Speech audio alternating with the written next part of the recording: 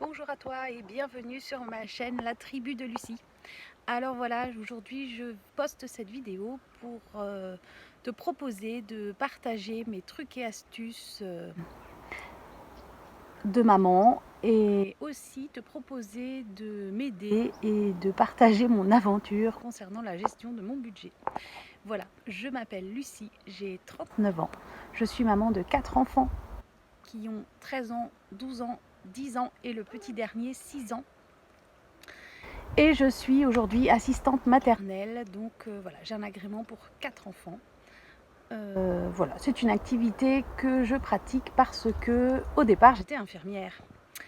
Et il se trouve que j'ai déclaré il y a 2 ans maintenant une spondylarthrite ankylosante qui est une maladie de merde, il faut le dire, c'est une vraie maladie de merde qui ne se voit pas mais qui est vraiment invalidante. Ça provoque de la fatigue, des énormes douleurs chroniques et on a de grosses difficultés à faire passer la douleur. Donc voilà, donc du coup j'ai été contrainte de changer de métier, mais c'est pas grave parce que j'adore les bébés et que je m'épanouis vraiment dans ce métier d'assistante maternelle. Voilà. Quoi te dire d'autre sur moi? Je suis mariée avec un homme qui est agriculteur et ça a un impact important dans tout ce que je vais pouvoir te raconter sur cette chaîne parce que ça fait partie des facteurs qui m'ont contrainte à être quelqu'un d'extrêmement organisé.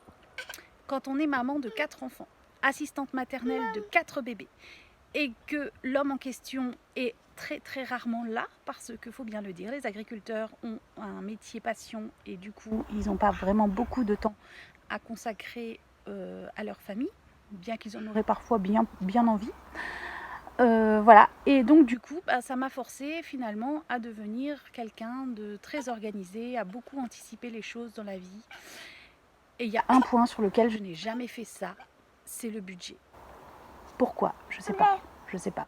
Je me disais toujours, en fait, si je gagne plus d'argent, eh ben, je pourrais épargner plus. Et en fait, c'est faux. C'est complètement faux parce que j'ai été 2 ans en arrêt maladie et je me disais ça.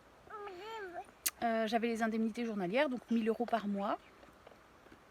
Et je me disais, ouais, 1 000 € par mois, c'est normal que je ne peux pas y arriver et que je ne peux pas épargner. Ok, d'accord. Aujourd'hui, je suis assistante maternelle. J'ai quasi doublé ma paye, donc je suis quasiment à 2 000 € par mois et j'épargne pas plus.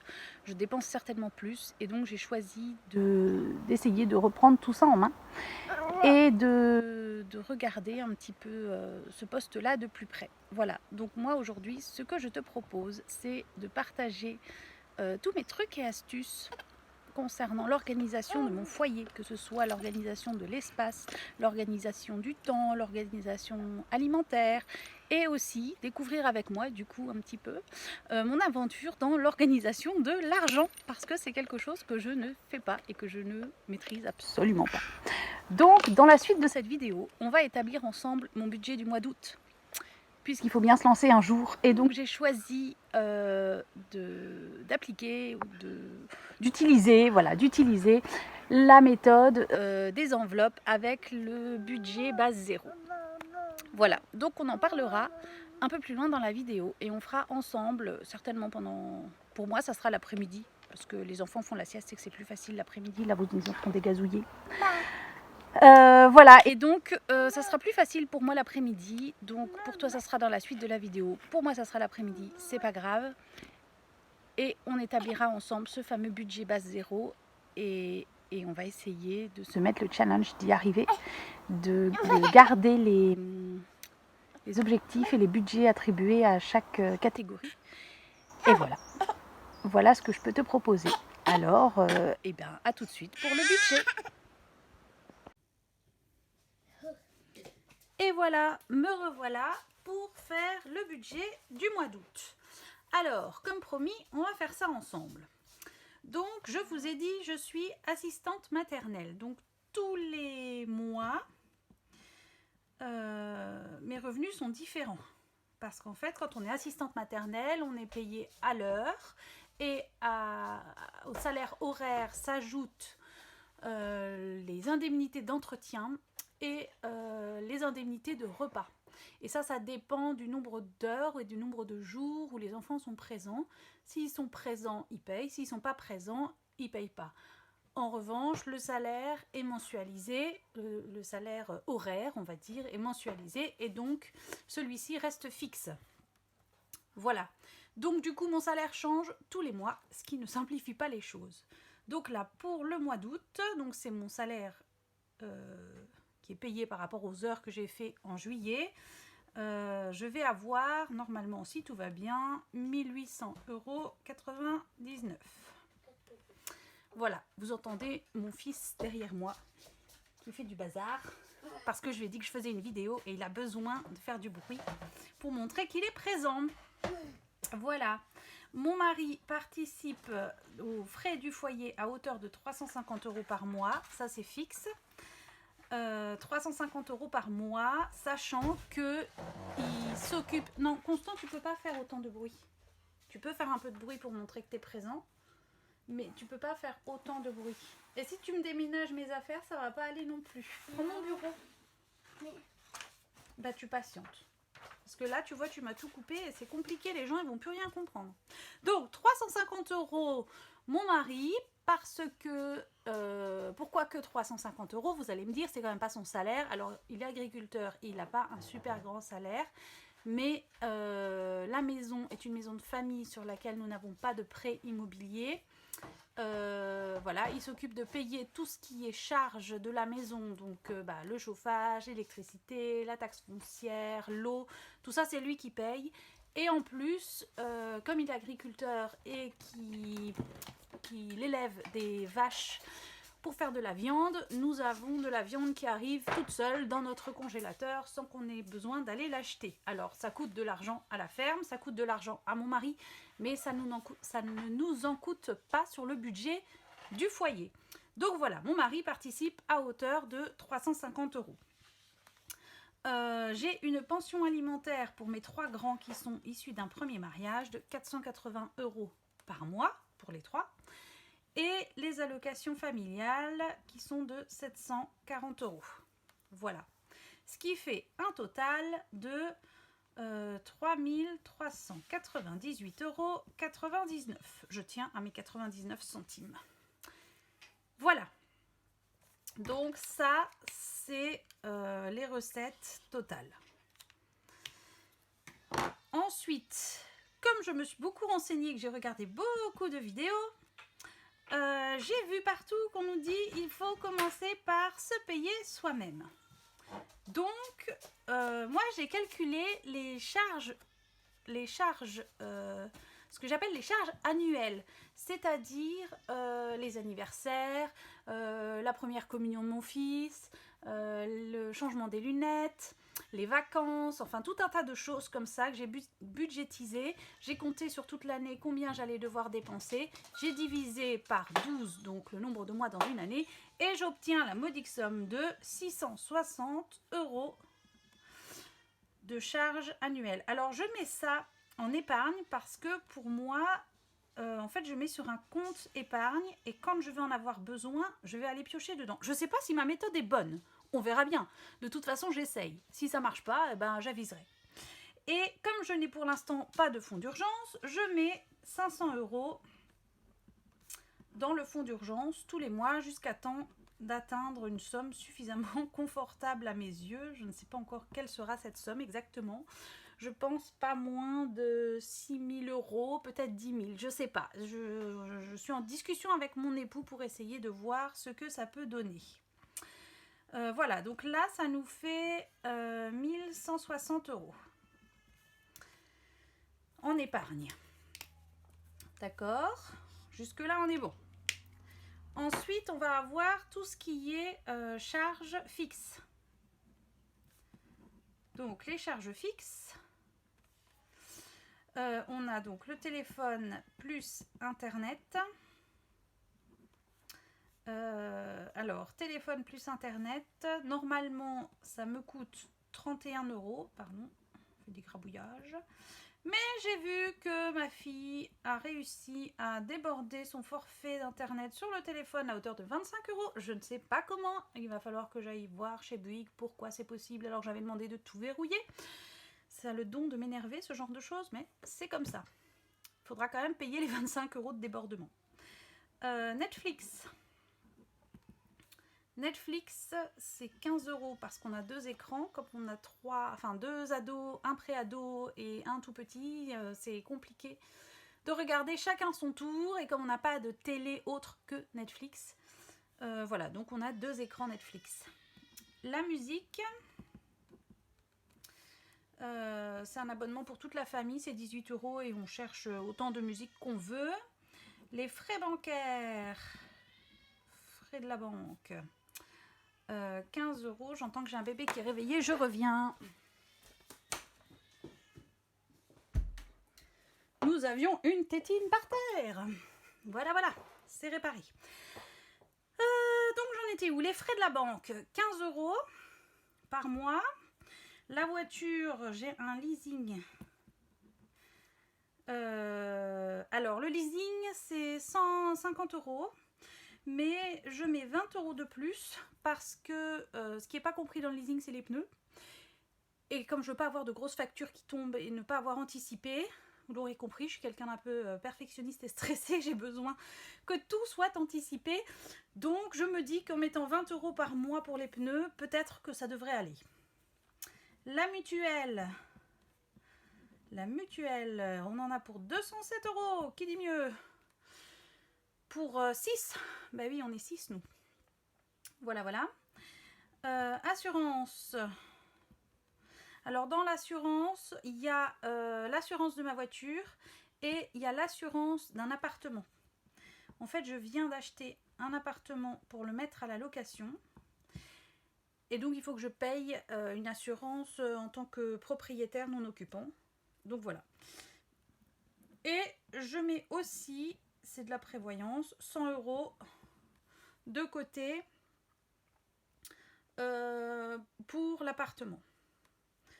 Pour pouvoir payer ce que le loyer ne va pas payer.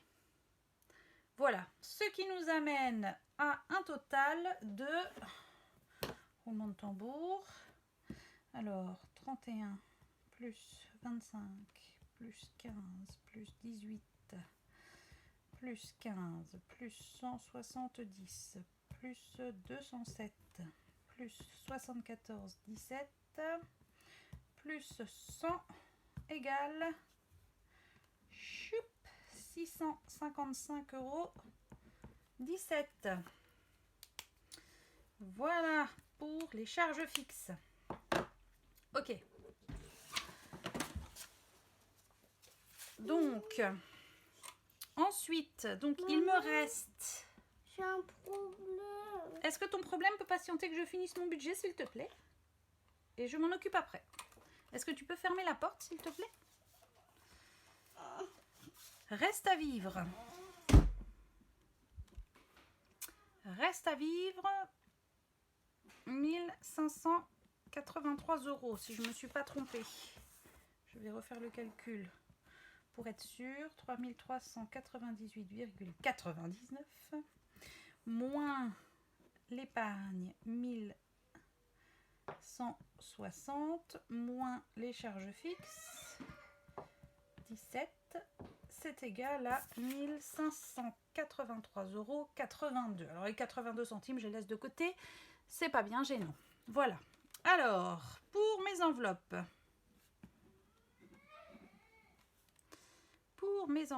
Qu'est-ce que je mets? Je vais faire une enveloppe alimentation comme tout le monde, parce que je mange comme tout le monde. Alimentation. Et là, c'est un énorme challenge pour moi. Je voudrais ne pas dépasser 600 €. Alors oui, on est 6. Oui, je suis assistance maternelle. Mais je n'achète que très très peu de viande, puisque le bœuf et le veau arrivent dans mon congélateur sans que je le paye. Nous avons un jardin potager, alors qui ne produit pas énormément, mais qui produit un petit peu quand même. Et nous avons des poules qui nous donnent des œufs. Donc au final, je me dis que normalement, quand je regarde un peu avec les autres comment ça se passe, j'espère pouvoir réussir à tenir bon avec 600 €. Bon, honnêtement, c'est l'enveloppe qui me fait le plus peur. On va voir. Hygiène et entretien. Alors dans hygiène et entretien, je mets aussi bien la bouteille de gaz pour faire fonctionner ma gazinière. Il y en a un qui a décidé que je ne devais pas faire ma vidéo. Vous l'entendez? Je mets aussi bien ma bouteille de gaz pour cuire mes aliments que le rendez-vous chez l'esthéticienne. Donc c'est très large et donc je mets 250 € en moyenne. Voilà, santé. Santé, je vais mettre 60 €. Alors, je sais pas, soit j'arrive à garder mes 60 € et du coup, je peux m'offrir un rendez-vous chez la kinésiologue ou chez l'ostéopathe, ou bien alors, je dois aller chez le médecin acheter des trucs à la pharmacie qui sont pas remboursés, dans quel cas, eh ben, il faudra accumuler, je pense, plusieurs mois d'affilée pour réussir à aller chez l'ostéopathe ou la kinésiologue. Nous verrons bien. Transport.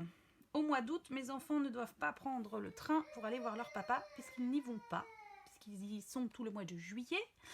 Donc, je ne mets qu'un plein de voitures et normalement, on devrait être bon. J'ai pas une grosse voiture, j'ai une Clio et donc ça consomme pas beaucoup du tout. Et du coup, le plein n'est pas très cher non plus, c'est plutôt agréable vu les temps.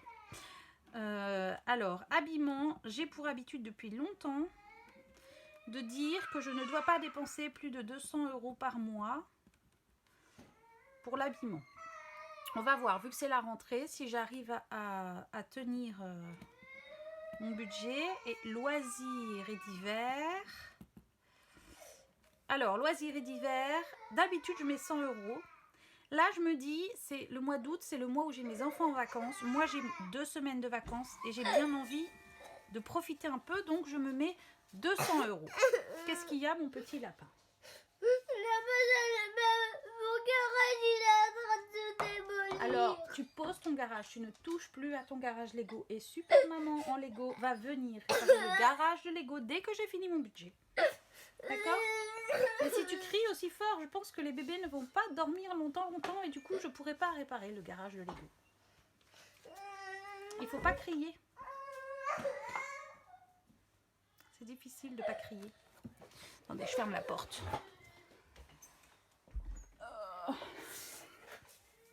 Ça vous donne un aperçu de ma vie au quotidien. J'ai presque fini. Alors, loisirs et divers, j'ai dit 200 € et il va y avoir la rentrée scolaire. Alors, rentrée scolaire chez nous, on recycle énormément. On est une famille où on fait très attention à la planète et donc d'année en année, on essaye de recycler un maximum de choses. Donc là, je me suis dit, je vais mettre le reste, c'est-à-dire 190 €, sachant que dedans, il n'y a pas vraiment les vêtements. En même temps, si j'ai pas assez dans les vêtements, je pourrais toujours piocher dans la rentrée scolaire. On verra bien.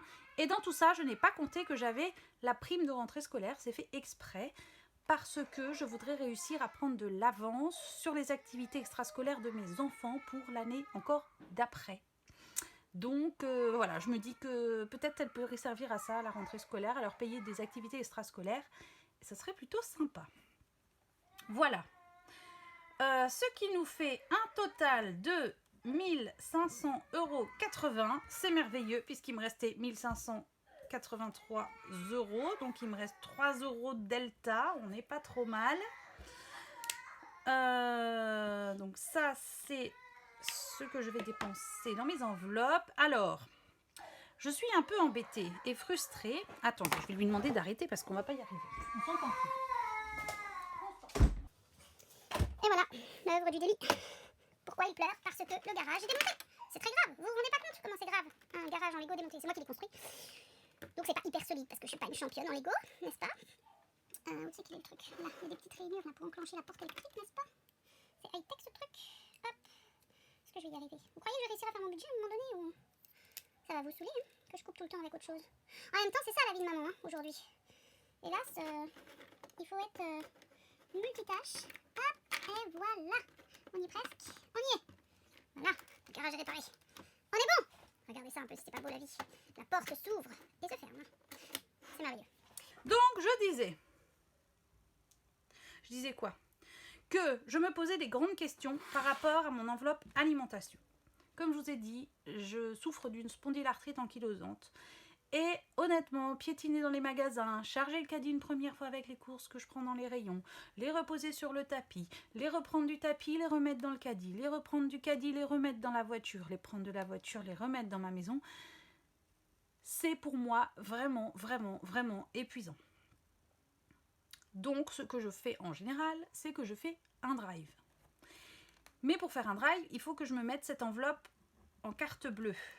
Est-ce que je vais réussir à tenir le budget en carte bleue? Je sais pas. Je vous dis, cette enveloppe, elle me fait vraiment super peur.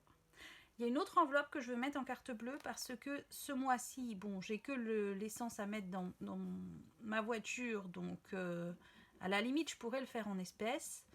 Mais après, quand les autres mois, il va falloir que j'achète les billets de train pour mes enfants, je les achète en ligne sur le site de la SNCF. Et du coup, forcément, il faut que ce soit payé en carte bleue. Hein. Je ne vais pas payer en espèces sur le site de la SNCF, ça ne fonctionne pas. Et je ne peux pas aller à la gare acheter les billets pour la bonne et simple raison qu'il n'y a plus de guichet dans la gare pour acheter de billets. Donc c'est forcément une machine et c'est forcément une carte bleue. Et enfin, voilà. On est devenu complètement dépendant de cette fichue carte bleue. Donc je pense que ces deux enveloppes-là, je vais essayer, tout du moins ce mois-ci. Et si vraiment ça ne fonctionne pas, il faudra que je trouve une autre solution. Je ne sais pas trop laquelle, honnêtement. J'ai essayé de tourner le problème dans tous les sens. Et je vois pas trop comment ça peut... Voilà, bon, bref. Je vous montre un petit peu ce que j'ai préparé pour tenir tout ça. Parce que je suis quelqu'un qui n'aime pas dépenser plein d'argent pour des choses où je ne sais pas si ça va aller ou pas. Donc j'ai pris un petit classeur comme ça que j'avais déjà à la maison. Des petites fiches Bristol comme ça que j'avais déjà à la maison. Alors, et après j'ai fabriqué donc les fameuses petites enveloppes comme on voit partout les tutos là avec des feuilles plastiques de plastifieuse. Parce que j'ai une plastifieuse, j'ai des feuilles plastiques. Donc voilà, je n'ai pas dépensé un centime pour faire ce truc. Voilà, et donc je me suis fait une enveloppe avance banque parce que s'il y a des moments où je suis coincée, je suis obligée de payer en carte bleue, que je puisse mettre du coup l'espèce de l'enveloppe concernée là-dedans pour le mois d'après. Donc loisirs d'hiver, linge parce que c'est les habillements, mais j'ai mis linge ici parce que je voudrais faire rentrer dans cette catégorie tout ce qui concerne aussi le linge de maison. Voilà. Maison et beauté, ça je vous en ai parlé. Santé, j'ai mis 60 € point d'interrogation parce que voilà, je sais pas si ça va marcher ou pas, on verra bien. Et alors je me suis fait une petite enveloppe défi des 5 € et j'ai marqué pour le yoga parce que le yoga me fait grand bien physiquement pour ma maladie et donc j'aimerais beaucoup me payer des séances de yoga, sauf que je crois que c'est 100 € les 10 séances. C'est des cartes de 10 séances qu'on achète. Et donc voilà. Donc si avec le défi des 5 € je pouvais me payer les cours de yoga, ça serait super.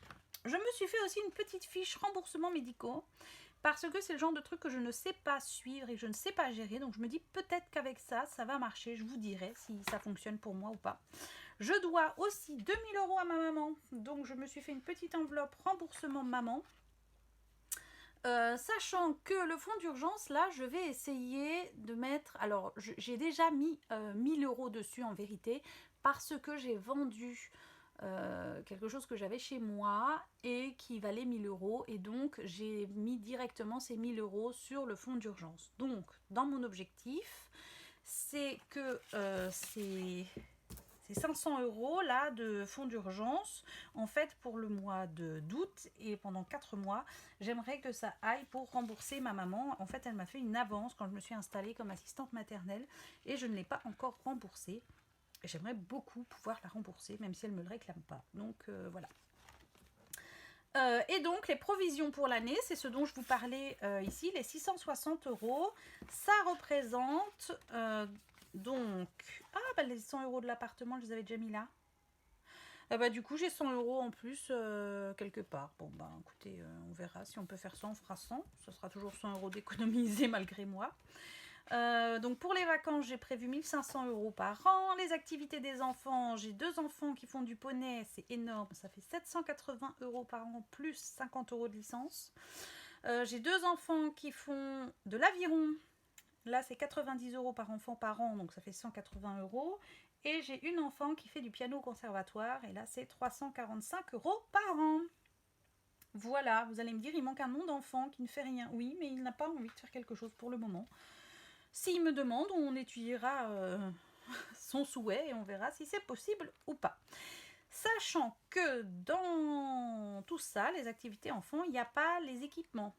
Les équipements, alors soit ça rentre dans la partie habillement, en général je m'en sors avec 200 € largement parce que j'achète quasi que de l'occasion ou des trucs vraiment pas très chers, genre Decathlon, et du coup ça passe bien. Ou alors, s'ils veulent un truc un peu plus, et ben ça passe dans un cadeau. Donc anniversaire, Saint-Nicolas, Noël, Pâques, voilà. Ça dépend. Voilà, donc justement, Saint-Nicolas et Noël, j'ai prévu 400 €. J'ai marqué minimum, parce que si j'arrive à mettre plus, bah, on verra bien. Voilà. Les différents anniversaires de la famille, la fête des mères et la fête des pères, j'ai mis 650 € par an. La cantine, 2000 € par an. Bah oui, j'ai 4 enfants à la cantine. Et la communion de Baptiste plus la profession de foi de Rose, ça fait 500 €